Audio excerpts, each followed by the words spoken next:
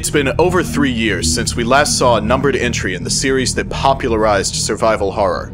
Left 4 Dead 2, Dead Space 2, HD re-releases of Resident Evil Code Veronica and Resident Evil 4, along with the 3DS exclusive Resident Evil Revelations, have helped to fill that gap, but Capcom has finally given us Resident Evil 6.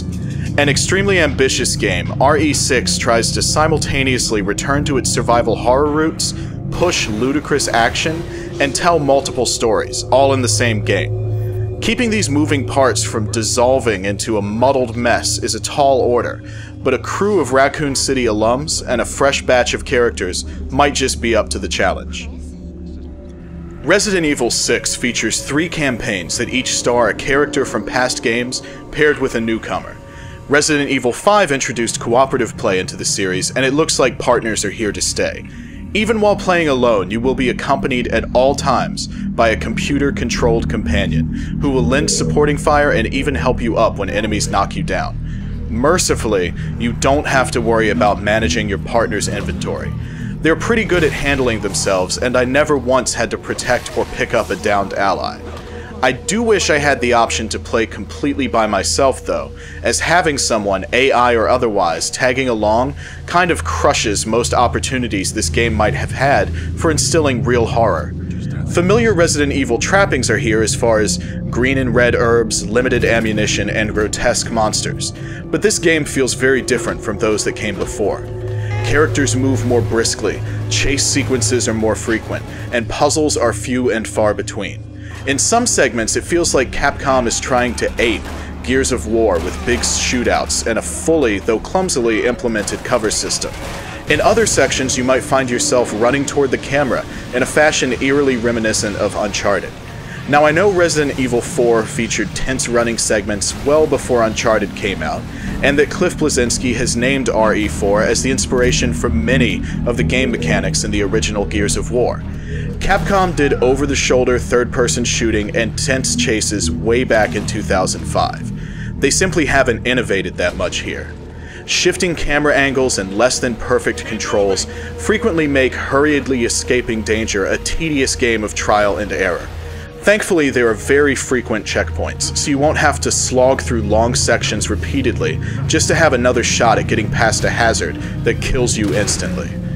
Likewise, the cover system works well sometimes, but often left me popping unexpectedly in and out of cover, while sometimes still unable to line up a shot on an enemy. I may be nitpicking, but RE6's shift into action-heavy sequences seems somewhat sloppy to me.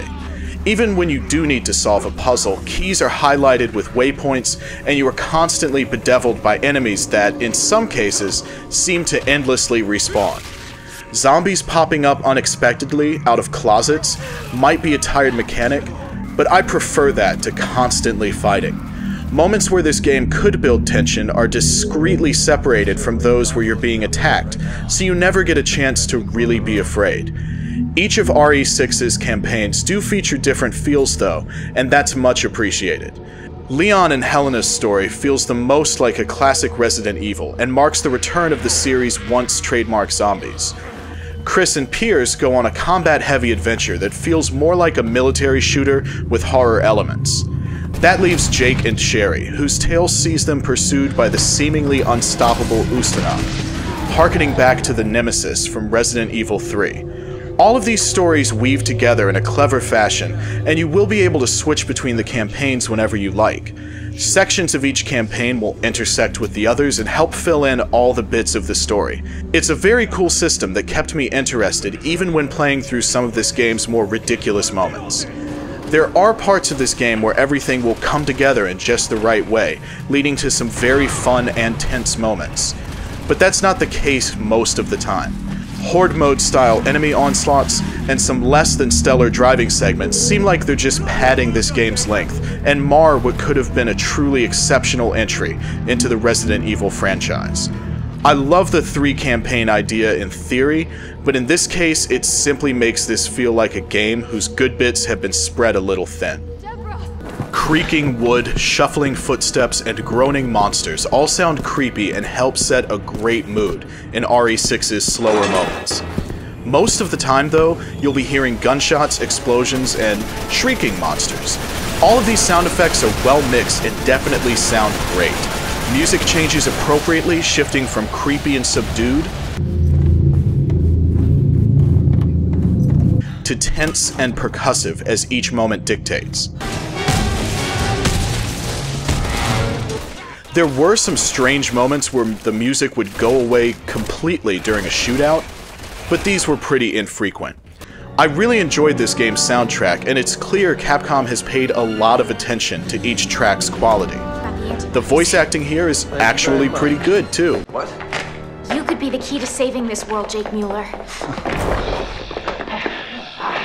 Save myself first. The lines these characters say can be overly campy and sometimes inappropriate, but I think that's more due to the dialogue's writing and/or translation. My daughter! She's all alone! Liz. Is that your daughter?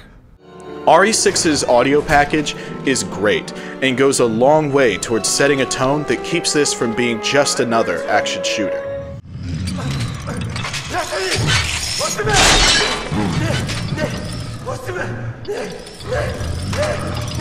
Visually, Resident Evil 6 is a mixed bag, but not in the typical sense. While there are occasional bad textures and goofy-looking enemy designs, almost everything you'll see is polished in a way that's rarely seen in current console games.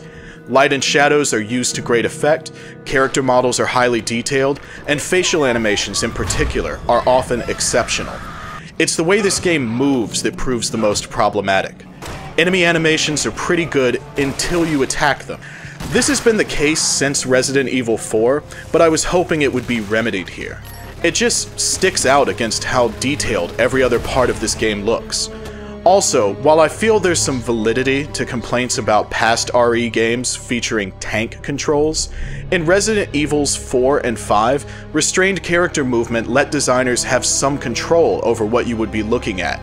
While there are parts of RE6 where fixed cameras with classic Resident Evil angles are used, most of the time you will be able to move and look freely.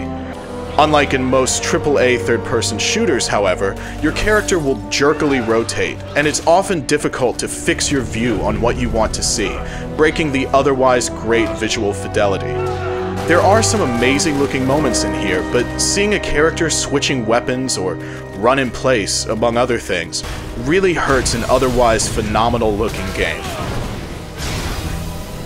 At the risk of starting a flame war, I'm going to say that Resident Evil games have never been particularly great shooters.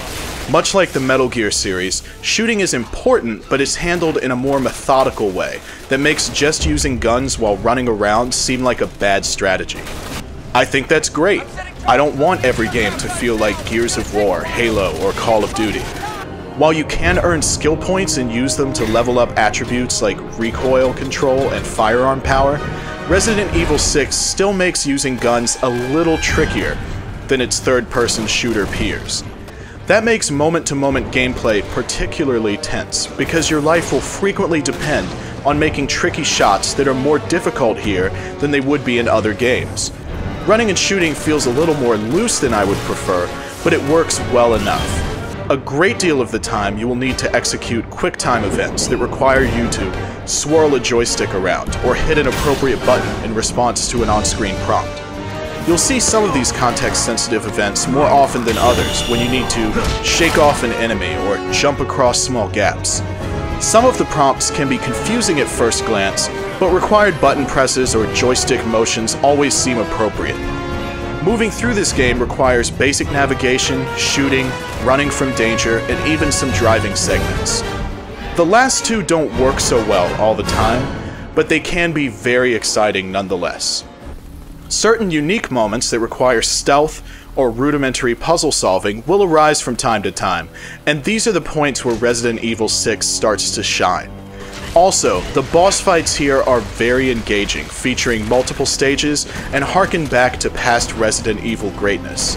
I had a lot of fun playing this game, but I'd only say about a third of it was remarkable.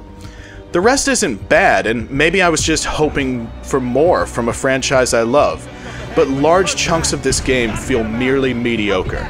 I would still recommend playing RE6 overall, but I couldn't help wondering how I would feel about its gameplay if it wasn't a Resident Evil game. Beating the 3 campaigns, along with the 4th doing so will unlock, takes around 24 hours on normal difficulty. That's a good chunk of game, but as I said before, it feels like there's a lot of padding in there. The 4th unlockable campaign, while shorter than the others, was my favorite. You can play any of the first 3 campaigns with human-controlled partners on or offline, and sometimes your game will intersect with another player's, letting you help them tackle tough moments or boss fights. Mercenaries mode returns, letting you earn skill points and generally just have fun seeing how many enemies you can take down by yourself or with friends.